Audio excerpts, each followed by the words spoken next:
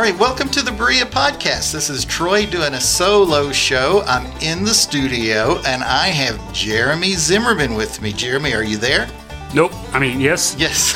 Good, because I see you here, and I'm not dreaming, right? I can't really help you with that one. I don't know. Okay, there you go. There you go. Ultimately, we're going to talk about how living in Berea has not, and it's not affected, but not benefited and not suffered greatly your career. And so you've got this Berea experience that's wonderful to live here. And also you've got a career that's out there. But I want to talk about your area of expertise first. Okay. We mentioned several episodes ago about the Berea Learn Shops. And I know because you presented one just down the hall from my office on fermentation, right? Yeah. And you like fermentation, correct? Yeah. Is it something to like? Kind of love, obsessed with, whatever you want to call it. But yes, I'm kind of into it. Okay. Well, what are the benefits of fermentation? And talk to us a little bit about it as a practice and study. Well, I guess it has a number of benefits. The first, I think, that got me into it was the whole DIY back to the land kind of a thing. Okay. I grew up that way. My dad made his own wine. My mom canned and all that kind of stuff. Right. And I moved away from that a little bit when I moved out of Kentucky and went off to Seattle, and then I got into home brewing.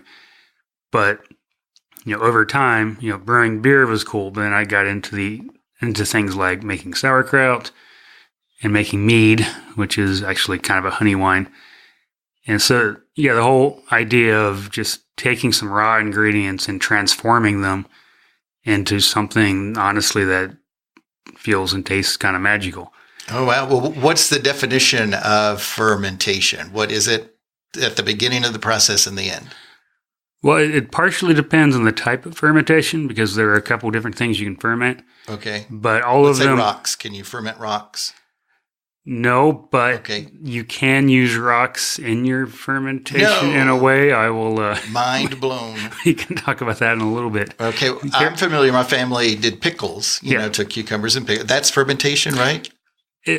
Pickling? Traditionally, it was. Okay. Most people who pickle these days do it by the canning method, which is basically, just taking hot water and vinegar and vegetables and... going through the whole process of canning them and sealing them in jars. Gotcha. And we did something different than that, but that's the extent of my personal memory of what they did. Yeah. Well, traditionally pickles, pickles is one of the things I do, pickles and sauerkraut, and both of those have similar process. So explain that.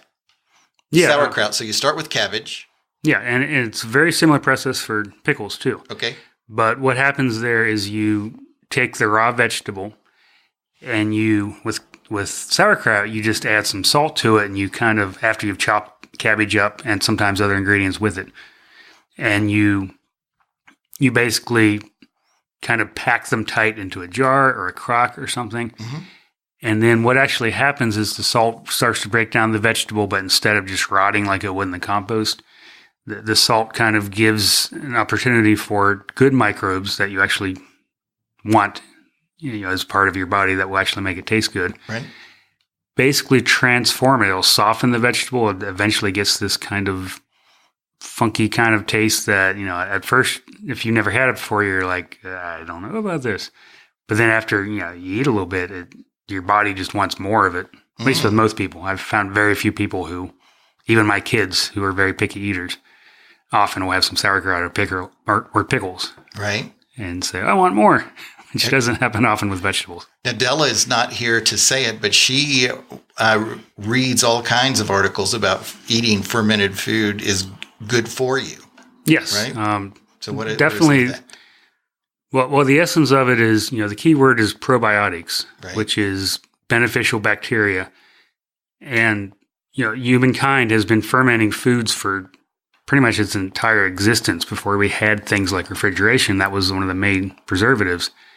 And so the microbes that are created through that, the human gut actually is supposed to have this huge colony of microbes in it that kind of, some people talk about it as the second brain. It actually helps control our body and can control how we think in some ways. Okay. So my bigger belly is good for me intellectually, correct?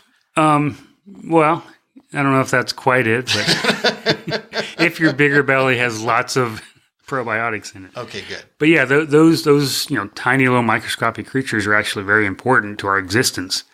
And a lot of the modern processed foods and the overemphasis on sanitizing everything and destroying all microbes has really diminished that in a lot of people. So, when people start to rediscover these traditional fermentation practices and start, making their own or having some that other people have made, and regardless, they start eating it and they're like, this is, and I do know people who have actually had very serious health conditions, and that turns out were brought on by the lack of beneficial microbes, and they've started doing a lot of fermented foods and drinks, and have their health has turned around quite a bit. Awesome. Well, clearly you're an expert on this, and you're not just a local expert, right? So tell us about, like, you're an author. You write things on this too, right? Yes. Tell us some of the publications that you've been in. Well, it's started to grow over the last couple of years. For a number of years, I was actually an English major at Berea College. Okay. And pursued writing pretty much from graduation. And for 10 years or so, I was doing some jobs that I was getting work that was writing related, but it wasn't a whole lot of pay. And it was not at all the kind of stuff I wanted to write. And then at some point, actually, when I moved back to Berea after I lived in Washington State for about 8 years. So what time was that when you moved back? It's really hard to remember at the moment. It goes so quick. I'm starting to think it was about 10 years ago. Okay. So we're 2018. It was probably around 2010 or so. Okay. And I kind of started to reconnect with, moving back to Berea helped with that a lot. I think in a lot of ways, I started to reconnect with people with people who had a lot of the same interests as I had, and I didn't realize it was all that big of a thing. Mm-hmm. And so I'm, taking a long way to answer your question, but that is what kind of changed my writing career. I started blogging a little bit on a website called earthandnear.com, which is no longer in existence. Oh. But there's a story behind that. We can get into that if we feel like it later. But I started as Redheaded Yeti because a lot of people had nicknames on there or pseudonyms or whatnot. Okay. And it kind of gave me an avenue to just kind of be myself. So I started blogging about fermentation, about I didn't live on a farm, but my parents' farm in northern Kentucky, I visit often. So things like butchering goats and right. Various types of meat butchering. And that very quickly led into other things. Actually, my friend Dan Adams, who lives in Berea now, who ran the website, right, kept telling me that the one or two, honestly, very short blogs I'd written on mead were getting all kinds of hits. And I was like, okay, I'll do some more of that. All right. And what is mead? A quick definition. It's basically a honey wine is the best way to. All alcohols have some kind of sugar that gives it what it is. Okay. And so mead is just fermented honey and water with a lot of different ingredients sometimes, but it can be just honey, water, and yeast. Okay. So anyway. So there was interest in that, on the blog. Yeah, so that led to a magazine that I write for actually quite often now called New Pioneer, and it's a national magazine. It's run out of some of the people I talk to in New York City, and my editor is in Oregon, so it's kind of all over the place. And but I think I go to Tractor Supply a lot for my backyard chickens, and isn't it one of the magazines that they have there? Yes. See? Yeah. Okay. And Kroger, any kind of major place, but I know it's in. And Backyard Chickens is actually Hobby Farms is the same magazine that does that, and I write for them. Oh. And I've just recently started writing for Mother Earth News, which is kind of funny, I guess, because I've actually been talking at their Mother Earth News fairs across the country for, 5-6 years now. Okay. And now you're writing for them. Yeah, and finally an editor contacted me and was like, we've been wanting you to write about mead for a while. Can you do an article for us? That's great. That's great. So you're on the national level, like contributing to, the thought on this area. Yeah, it just it was one of those things I struggled for years as a writer, and all of a sudden one door was open, and then all the rest of them seemed to open up for me. That's super. That's super. Now, but you are also a published author in book form, right? Yes. So tell us about those 2 books that are in existence now. Well, my first blogs with Earth and Air, that led to the New Pioneer Mead articles, and then actually led to me doing my first ever presentation to a large audience at a Mother Earth News Fair. And I'd made some contacts with some publishers before I went down there. This one was in Asheville, North Carolina, and met with an editor who kind of came to my presentation and was like, I got the idea the publisher their marketing team had looked up, the words mead and Vikings. Okay. And we're like, yes, we need to do this. So my first book, which was just kind of the name of my first workshop, very small one in Berea, was called Make Mead Like a Viking. All right. And can you summarize that process in 2 or 3 sentences? How you make mead like a Viking? Did Viking have bees, I guess?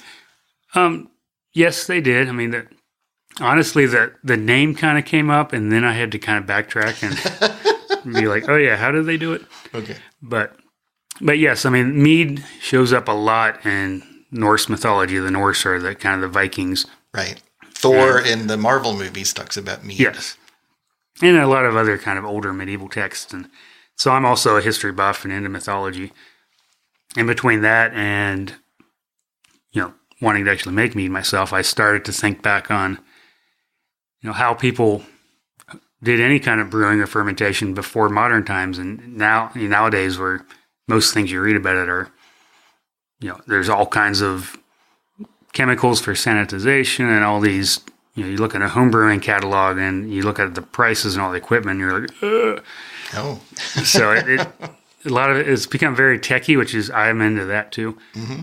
But between, thinking of that and having my interest in history and mythology, that's kind of what, the like a Viking part really is almost more of a mindset. It's just, because they were a very DIY sort of people. They didn't have, much of a choice. They were in this, cold, dark Arctic region, and they had to do what they could with what they had.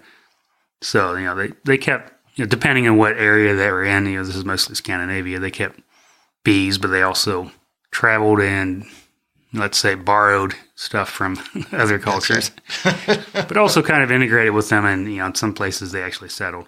Gotcha. All right. So what's the mead process with the honey? It's actually one of the most incredibly simple, complex things you can talk about. Okay. Because part of what I do is I really push using like raw honey, local if you can get it, because I just like the idea of local. Gotcha. And when back in the day, unless you're off rating, for the most part, you're kind of stuck with local. Okay. But raw honey actually has all kinds of dormant microbes and yeasts and stuff in it. If it's been pasteurized, or if you get the stuff in the store that's probably been over to China and had who knows what done to it, it's not going to have any of that. Gotcha. It's just going to be fancy sugar, right? Yeah, pretty much. Okay. And you can buy all these modern yeast strains to ferment all that stuff, which will work fine. But raw honey, all that stuff is in it naturally. Wow. And then if you drop in some organic ingredients like berries, or anything that has been sprayed, all of that has natural yeast on it. So add a little bit of water, drop in some ingredients, do some stirring. In a week, it starts fizzing. It's alive. It's active. You've got to ferment. At that point, it's very sweet, very, very low alcohol. Not even really a mead, but you give it some time and you age it and you bottle it. And then it becomes, the gift of the gods. So. And all that's described in your first book, of how to do that and do that at home. Yes, and my emphasis in that book was, number one, there weren't a lot of books on mead out there. But number two, there were no books on specifically wild fermenting mead, just doing that natural process where you let the wild yeast and the honey and the ingredients do the job. There was a book that I learned a lot from called Wild Fermentation by Sandra Katz. And yes, it's kind of funny. When I started thinking on this, I walked around the corner to Roby Books in Berea, and that book was sitting out. I never heard of it. I flipped through it, found one page on mead, and I was like, this is how it's done. This is what I need to write about. Awesome. All right. So that was your first book, Viking Meads. And what do you do to mead? What make mead like a Viking? Yeah, it's the title of the book. Okay, good deal, good deal. But you've had a second book. Tell us about the second book. Yeah, it came out this year, November 2018, almost exactly 3 years after the first one. Mm-hmm. And it's called Brew Beer Like a Yeti. And the title, I had a couple perspective titles, but because of my becoming known as the Yeti, because I blogged under that pseudonym, right?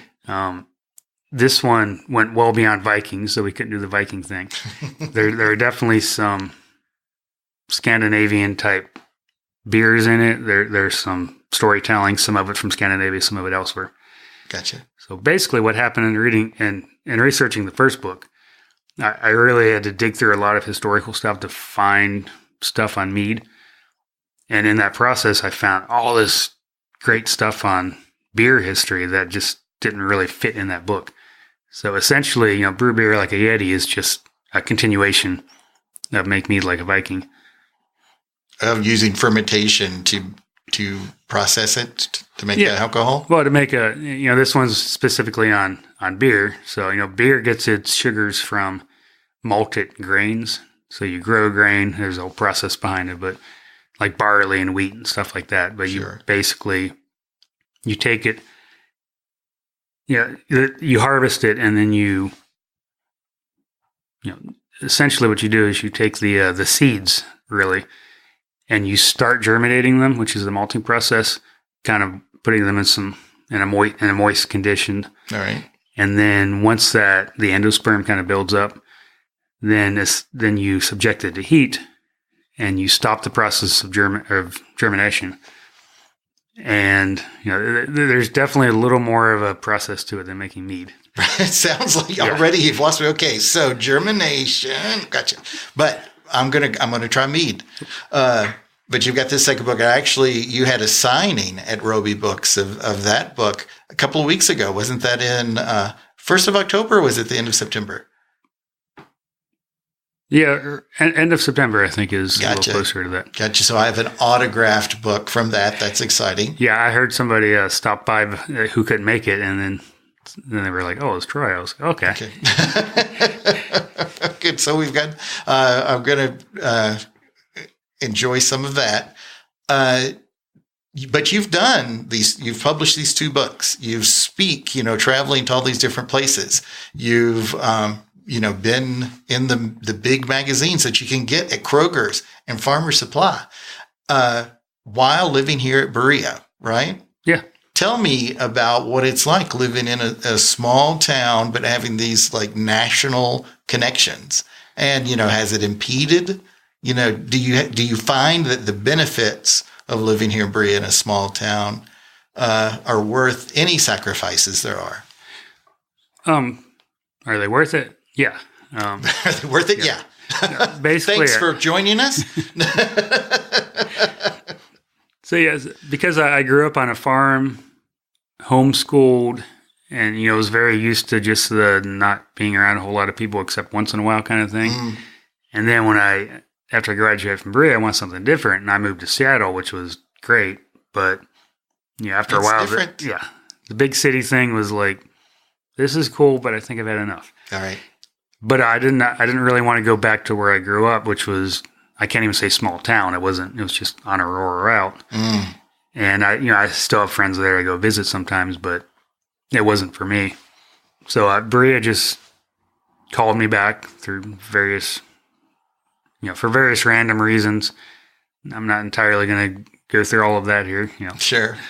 Part of it was my first wife was from Seattle, and we actually decided to move back together, and that didn't work out so well. I stayed here. She didn't. Okay. And then I met my second wife and had 2 kids, and it was great. Awesome. But yeah, being here there's just enough going on, and they're, bigger cities close enough that I can get all I need culture-wise and, get all the connections I need. But I think just Berea's atmosphere in general, and the people, there are so many people here doing cool artistic things and sustainable food things.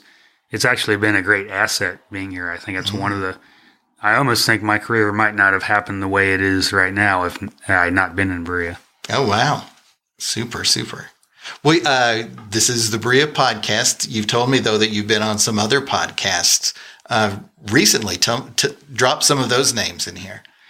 Yeah, well, with the first book, Make Me Like a Viking, I did a couple, and then the second book has come out, and suddenly I've done several over the past couple months. It's been kind of cool.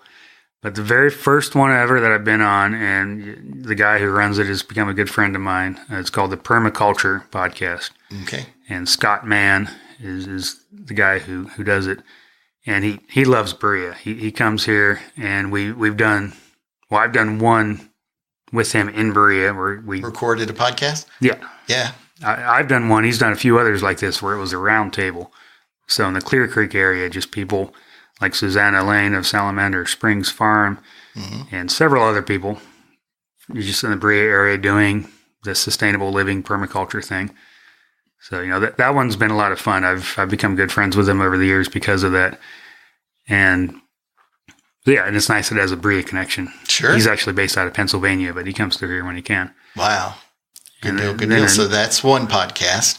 What about any of the other ones? Do you remember their names? And yeah, I do. Okay, thanks. Thanks for joining us, everyone. No, the second one I did, which I was not aware of it before, but I found out that it's actually got a pretty huge audience. I think it's called the Survival Podcast. Okay. And the guy who does it, his name is Jack Spurko, and he's out of Texas. Okay. It's not really the stereotypical, I've got a whole bunch of stuff stockpiled and how dare you come get it Prepper. kind of thing. Yeah. It's, and he has to kind of fight that image a little bit. But, it was just a lot of fun. Fortunately, I did the permaculture podcast first and kind of got me loosened up to the idea of this thing is just about sitting around and talking with people. It is. So I did that with the first book, and then I just did it recently with the second one. Oh, nice. And, he's another guy. I haven't met him in person, but I already felt like I was friends with him after the first one. Awesome. So that was a good one. And then I've actually, only with this one, started doing specifically beer and meat related podcasts. And there's several out there. Yeah. Yeah. It seems like it. I'm going to start looking up some more, but. Cool. Now, so the internet has really helped you, get your name out there with the podcast, and then the blog, to begin with. That's internet related. Do you I assume that you send your articles via email, all that. So you're doing all of this work except for the speaking where you go to the conferences, and that's just driving up to the Lexington airport, right? So Bree is almost perfectly situated for that. Yeah. I mean, honestly, sometimes it's Lexington. I've become very good at going to all the, websites where you can book flights. So sometimes it's Lexington, sometimes Cincinnati, sometimes it's Louisville, but they're all close enough. Sure enough. But yeah, pretty much everything other than the traveling thing, I just, send stuff off online. And I'm not quite at where I initially thought I was when I wanted to become a writer. It was the idea of living on a mountain somewhere and just, writing and sending stuff out and not really having to travel unless I wanted to. But it turns out you got to promote your stuff too. But the nice thing is you can do a lot of that online and through podcasts and stuff. Super. All right. So if someone wanted to get in contact with you and they don't see you on the street, how can they email you? Well, honestly, the first thing I tell people is Google my name and you'll find all kinds of ways. Oh, okay. Just because I'm on nearly every social media site. Cool. I'm not a big social media person in general, but I found it's very helpful for, first of all, promoting myself, but really just engaging with people. So, Facebook, there's my personal page, but I have an official writer page, which is just Jereme Zimmerman -writer. Okay. Or it's Facebook and it's Jereme Zim Yeti is the. Okay, spell that. So, my name is actually Jereme. Okay. Zimm and then Yeti. Okay. All right. I'll have that in the show notes. I'll have some links to your Facebook page and also to your general page. I will let you choose this show title. So what do you want it to be? BereaPodcast.com/Jereme Zimmerman, or what would you like? Red Yeti or what? All right, you're talking about just for like the URL, right? For the actual, Jereme Zimmerman is fine. Okay, and it's better than fine. Dang it! It's great. It's great. And I'm not going to mention the one I did a while back where they completely misspelled both of my names in the URL, not with the rest of it. Oh, no. It was like, lost. What should we do about that? Good deal. Well, thanks for joining me. And I really wanted to get across that, there's lots of people with high dreams, living here in Berea, and you can achieve them or take, massive steps towards what you want right here in our little small town. And you're a fine example of that. Yep, and I'm still not quite sure how it happened, but it was a lot of stumbling in the dark and making connections, and all of a sudden, this is what I'm doing. Oh, well, thank you so much for joining me. Well, thanks for having me. Alrighty, see you later. Right. And talk to you next week, everybody. Bye. Today is why I stay.